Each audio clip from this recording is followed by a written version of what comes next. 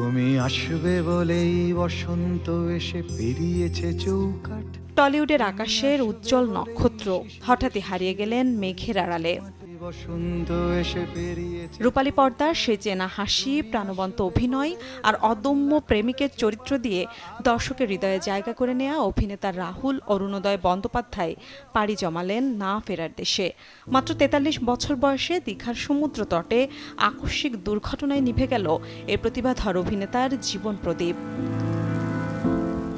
রোববার দীঘার তালসারিতে ভোলে বাবা পার করেগা ধারাবাহিকের শুটিংয়ের সময় সমুদ্রে নামেন তিনি। তলিয়ে যেতে দেখে শুটিং টেকনিশিয়ানরা উদ্ধার করেন, নিয়ে যান দীঘা হাসপাতালে।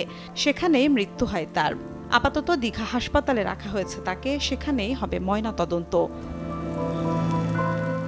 নগদ নিয়ে এলো হার নামানা হার অফার।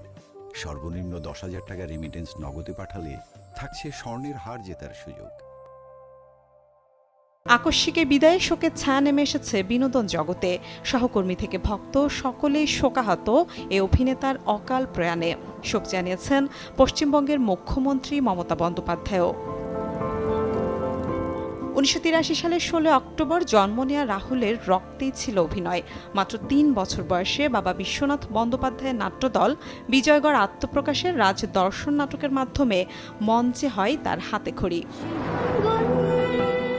২০০৮ সালে রাজ চক্রবর্তীর চিরদিন তুমি যে আমার ছবিতে প্রিয়াঙ্কা সরকারের বিপরীতে তার বড় পর্দায় অভিষেক ছিল এক বিশাল বিস্ফোরণের মতো।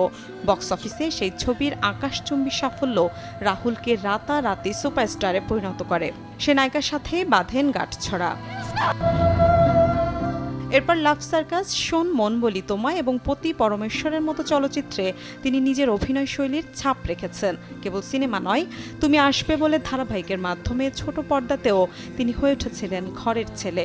শ্রেষ্ঠ অভিনেতা হিসেবে আনন্দলোক পুরস্কার সহ অসংখ্য সম্মাননায় ভূষিত হয়েছেন এই অভিনেতা।